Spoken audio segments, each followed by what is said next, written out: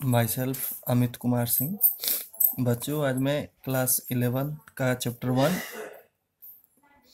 Class 11 का math का chapter 1 set theory के बारे में कुछ पॉइंट बता रहा हूँ। तो सबसे पहले सेट क्या होता है? तो सेट का डिफिनीशन है कि a set is a well defined collection of objects. यानी कि जो सेट होता है वह well defined collection of objects होता है। Well defined collection of objects मतलब कि जैसे कोई संख्या ले लो आप, 2, 3, 4, 5, 6, इनका लेके अगर मैं एक कलेक्शन बना दूं तो ये आपका सेट है। तो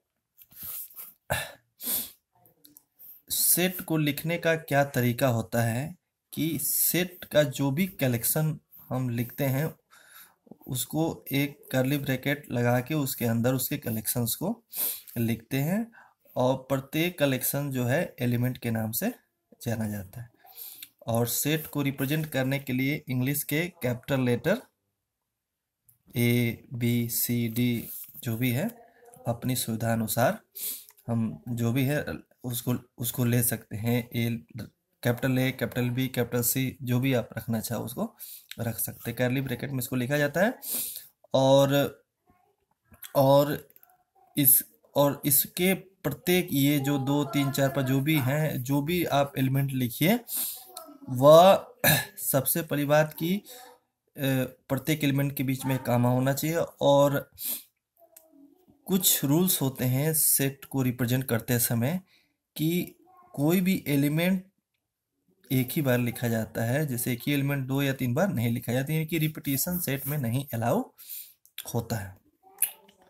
और एक तो रिपीटिशन नहीं अलाउ होता है सेट में, और प्रत्येक एलिमेंट के और उनका ऑर्डर पे भी ध्यान नहीं दिया जाता। अगर मैं इस 6 को चाहूँ तो यहाँ लिख सकता हूँ, इस 2 को चाहूँ तो यहाँ, यानी कोई भी नंबर कहीं भी लिखा जा सकता है, बस वो चीज़ वहाँ मौजूद होनी चाहिए। तो सेट लिखते समय हमें 2 बातों का ध्यान देना है कि कोई भी एलिमेंट है वो रिपीट नहीं होनी चाहिए और उनका ऑर्डर पे ध्यान नहीं दिया जाता है, कहीं भी आप उसको लिख सकते हैं। तो सेट सेट क्या होता है? Well defined collection of object. अब जैसे यहाँ पे आपने बचपन से पढ़ा है नेचुरल नंबर। नेचुरल नंबर क्या होता है? 1, 2, 3, 4, 5, 6, 7, 8 डैश डैश डैश। तो ये भी एक कलेक्शन है। तो इस कलेक्शन को नेचुरल नंबर के कलेक्शन का है और यह एक सेट है। क्यों यह सेट है? क्योंकि इसके प्रत्येक टर्म्स वेल डिफाइंड है। अब जैसे वेल डिफाइंड का क्या मतलब है कि well defined of object is a set. अब जैसे आप मैं एक एग्जांपल लेता हूँ कि 10 हिंदी के अच्छे राइटर्स का समूह अगर मैं लेता हूँ तो यह एक सेट नहीं है। क्यों नहीं है?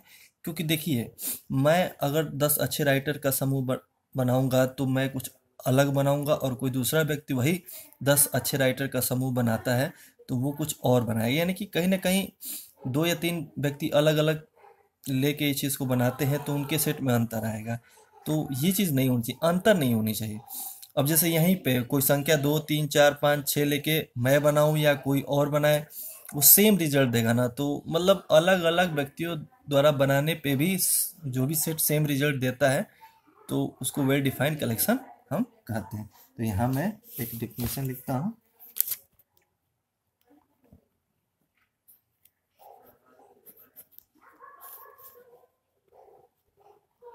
ए सेट इज ए वेल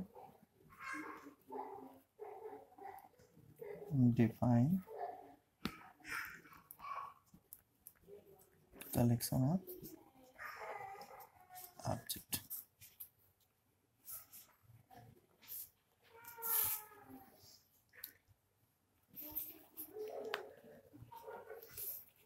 तो सेट को रिप्रेजेंट करने के लिए दो मेथड होते हैं। पहला मेथड होता है रोस्टर आर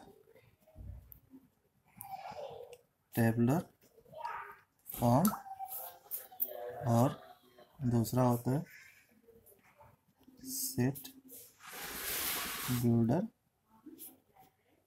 फॉर्म। तो अभी तो मैं रोस्टर फॉर्म पे ही ज़्यादा चर्चा कर रहा हूँ, या टेबलर फॉर्म। तो ऊपर जो ये लिखा है यह टेबलर फॉर्म या रोस्टर फॉर्म कहलाता है। यानी कि कर्ली ब्रैकेट में आप एलिमेंट को कामा से अंतर करके आप लिख दें और कैपिटल लेटर में उसको रिप्रेजेंट कर दें, तो ये आपका टेबुलर या रोस्टर फॉर्म कहलाता है। जैसे कोई 1 से लेके 10 तक की संख्याएं यहाँ पे मैं लिख दूं ऐसे, और मैं इसको नाम दे दूं कैपिटल ए। तो ये जो परफॉर्मा है वो टेबुलर फॉर्म होता है या रोस्टर फॉर्म होता है। यानी कर्ली ब्रैकेट में आप एलिमेंट को अलग अलग करके लिखते हैं, उसको ब्रैकेट बंद करके कैपिटल लेटर से उसको शो कर देते हैं, यानी कि टेबल का फॉर्म आप इसको दिखा रहे हैं, तो इसलिए इसका नाम रोस्टर फॉर्म और टेबलर फॉर्म है।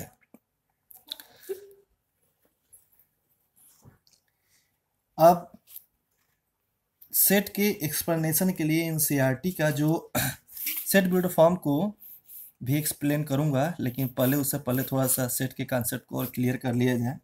उसके लिए एनसीईआरटी के एक्सरसाइज 1.1 बहुत ही अच्छा डिजाइन किया हुआ है, तो उसके कुछ सवालों को करते हैं।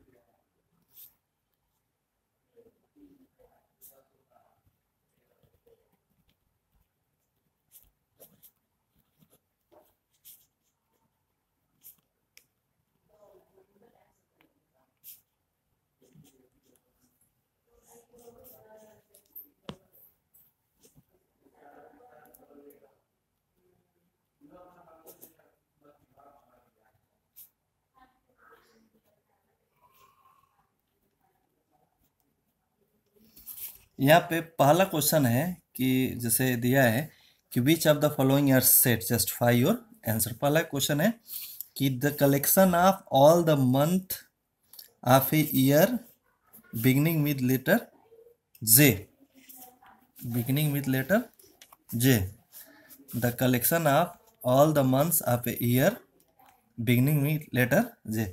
तो सबसे पहले तो आपको बता दें कि जो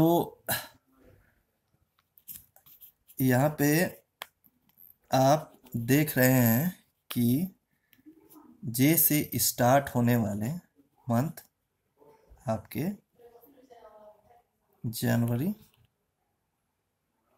जून, जुलाई।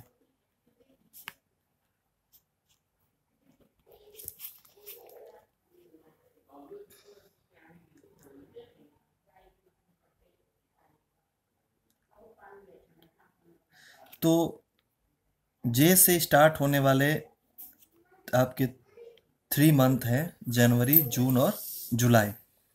और ये वेल डिफाइंड कलेक्शन है कि क्योंकि देखिए मैं बनाऊं या कोई और बनाए, कोई भी लेगा तो यही कलेक्शन उठाएगा, यानी कि किसी के द्वारा बनाया गया कलेक्शन बिल्कुल सेम रिजल्ट देगा, इसलिए यह वेल डिफाइंड है।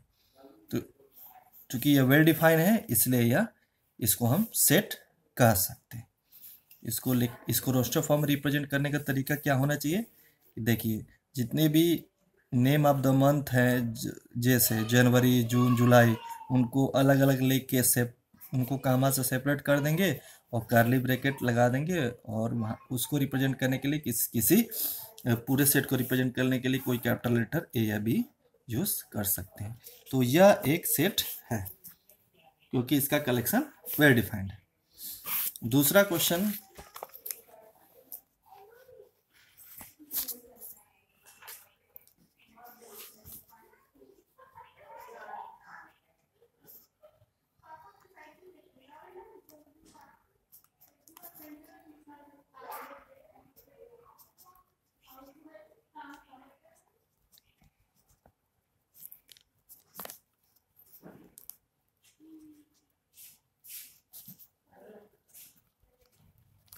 अब देखिए यहाँ पर दिया है कि the collection of 10 most talented writer of India.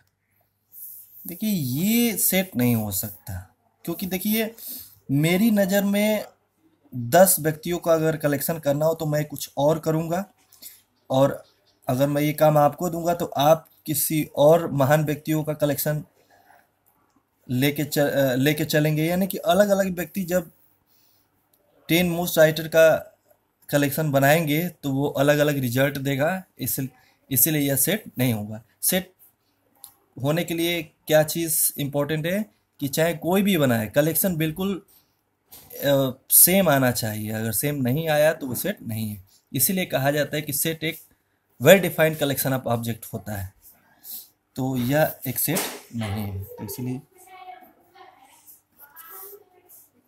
यह सेट नहीं। थर्ड, ए टीम ऑफ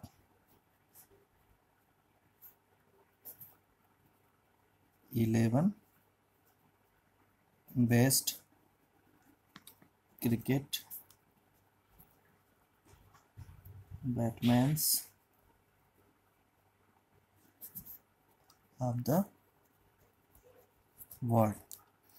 अब देखिए ये भी सेट नहीं है, क्योंकि यहाँ पर देखिए team of 11 best cricket batsman का कलेक्शन बनाना। अब मेरी नज़र में क्रिकेट में 10 अच्छे बैट्समैन्स अलग होंगे, और जबकि आपको बनाने कहूँ तो आप कोई दूसरे 10 अच्छे बैट्समैन्स का कलेक्शन बना सकते हैं। तीसरे को दूँ तो कोई तीसरे, अगर मैं तीसरे को काम दूँ तो वो कोई एक दूसरा समूह बना सकता है अच्छे बैटमैन्स का, यानी कि अलग अलग व्यक्तियों के द्वारा अलग अलग कलेक्शन बनेगा, तो इसलिए ये भी एक सेट नहीं।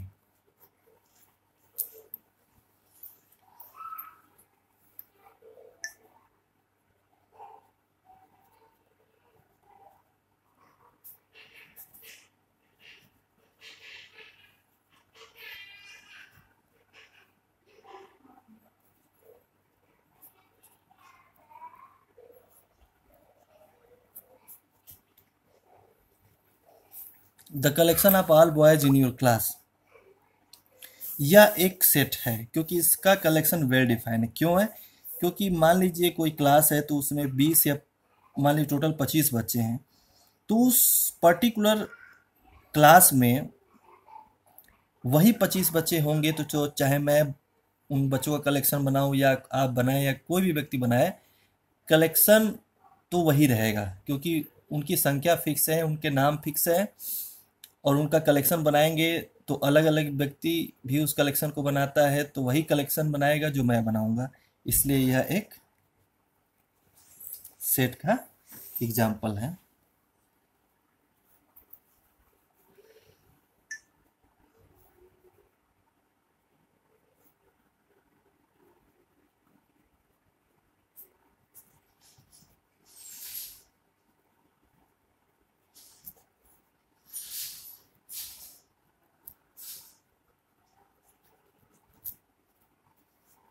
The collection of all natural number less than 100, तो अगर मैं इसका कलेक्शन बनाना चाहूँ तो collection of all natural number less than 100,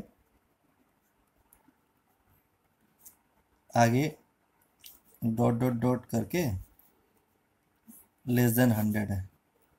अब सबको लिखना तो पॉसिबल नहीं है, इसलिए डॉट डॉट का निशान कर देते हैं और लेस देन 100 यानी कि 99।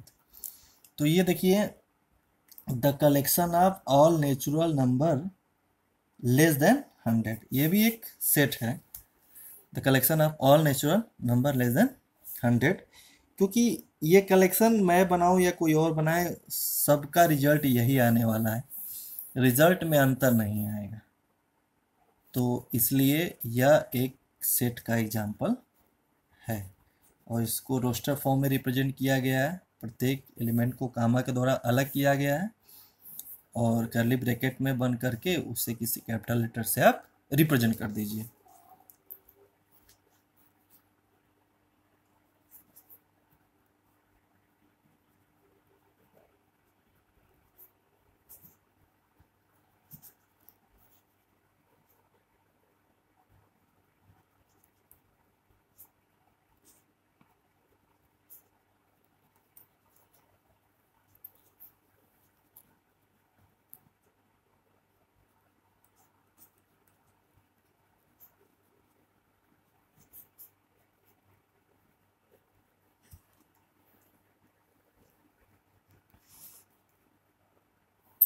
देखिए, अगला क्वेश्चन है, a collection of novels written by the writer Munshi Premchand. अब मुंशी प्रेमचंद ने जो जो नॉवेल्स लिखे हैं उनका कलेक्शन मैं बनाऊं या आप बनाए या कोई और बनाए, वो बिल्कुल सेम आएगा। ऑर्डर इधर उधर जरूर हो सकता है, तो सेट में ऑर्डर का कोई मतलब नहीं रहता है, रिपीटिशन कोई मतलब नहीं, लेकिन वही कलेक्शन जो मैं बनाऊंगा वही आप बनाएगी, यानी कि इसमें अलग अलग व्यक्तियों द्वारा बनाए गए कलेक्शन में कोई डिफरेंस नहीं पाया जाएगा। तो अतः हम कह सकते हैं कि ये एक सेट का एग्जाम्पल है।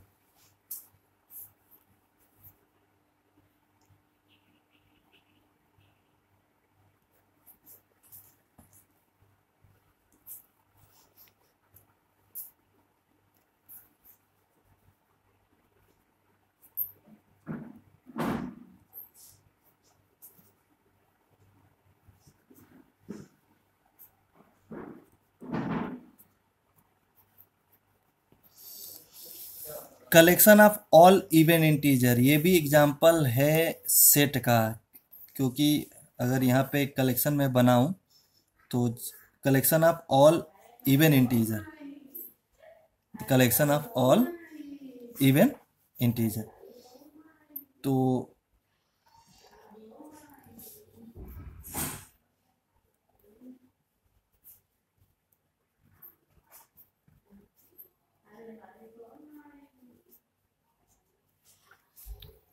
तो मैं बनाऊं या कोई और बनाए, ये इवन इंटीजर, यहाँ पर collection of all even integer, इसने डिस्कस नहीं किया है कि पॉजिटिव की निगेटिव, इसलिए हमने दोनों ले लिया। तो ये even collection of all even integer का, ये इवन इंटीजर का कलेक्शन है, तो यह एक सेट का एग्जाम्पल है, क्योंकि यह एक वेल डिफाइंड कलेक्शन है। तो इसे कोई भी बनाएगा बिल्कुल सेम रिजल्ट देगा।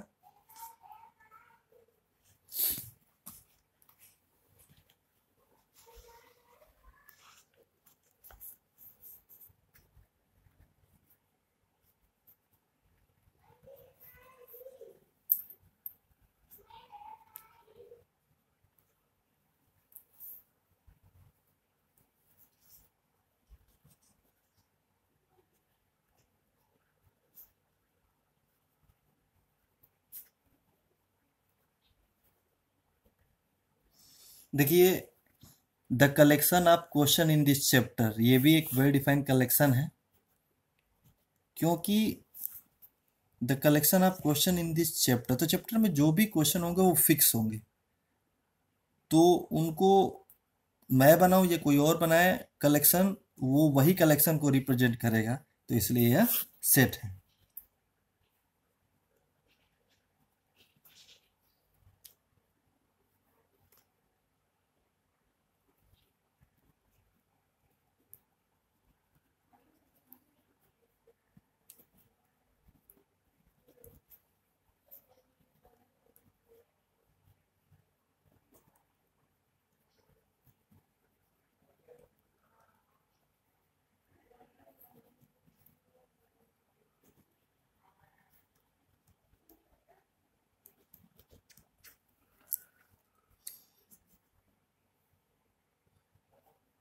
ए collection of most dangerous animal of the world. अब देखिए most dangerous animal of the world ये एक सेट का कलेक्शन नहीं होगा, क्योंकि देखिए मेरी नज़र में डेंजरियस एनिमल का जो लिस्ट है वो अलग हो सकता है, आपकी नज़र में अलग हो सकता है। तो अलग अलग व्यक्ति जब इसको कलेक्शन में बनाएंगे तो उनका रिजल्ट अलग अलग आएगा, तो ये वेल डिफाइंड नहीं हो सकता, इसलिए यह एक सेट का एग्जाम्पल नहीं है।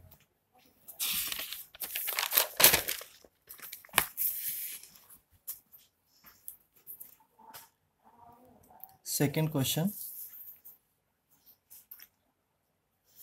सेकेंड क्वेश्चन में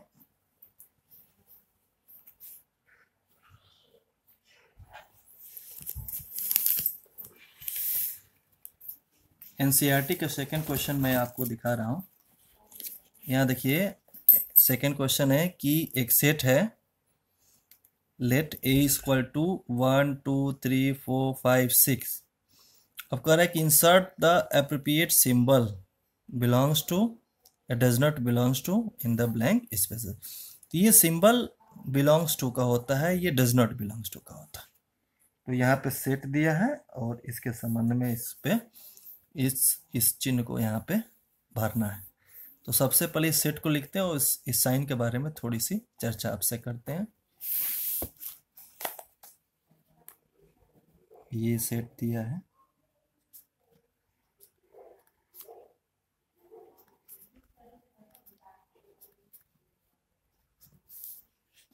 सबसे पहले ये साइन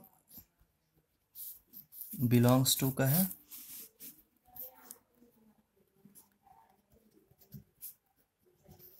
और इसी को ऐसे काट दें तो डज नॉट बिलोंग्स टू।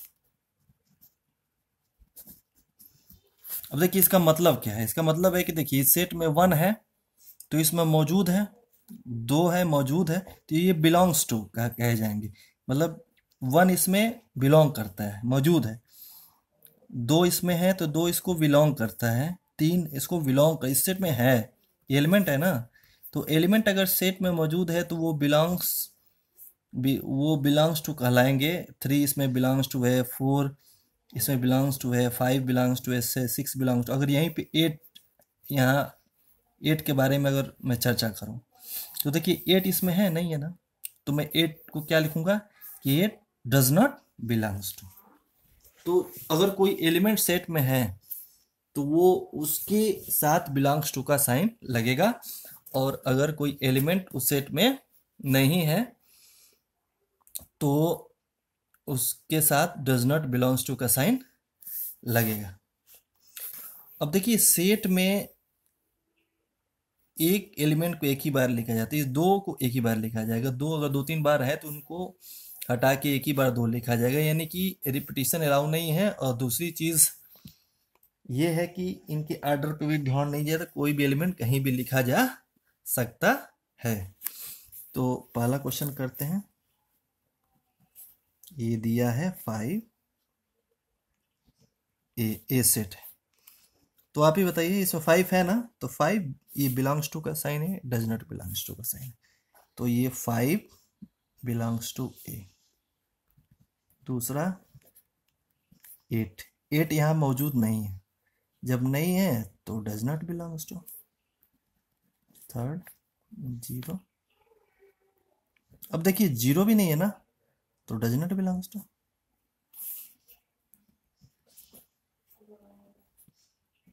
4 है, 4 है तो बिलोंग्स टू। 2 है, बिल्कुल है, बिलोंग्स टू। 6 10 नहीं है, डज नॉट बिलोंग टू। तो यहाँ 5 belongs to A, 8 does not belongs to, 0 does not belongs to A, 4 है तो 4 बिलोंग्स टू ए, 2 है तो 2 बिलोंग्स टू ए, और 10 belongs to, 10 does not belongs to A.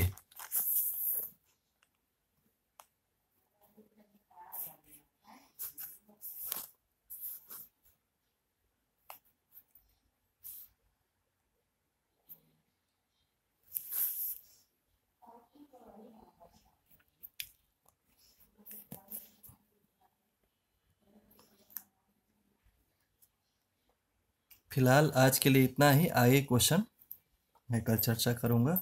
Okay, धन्यवाद।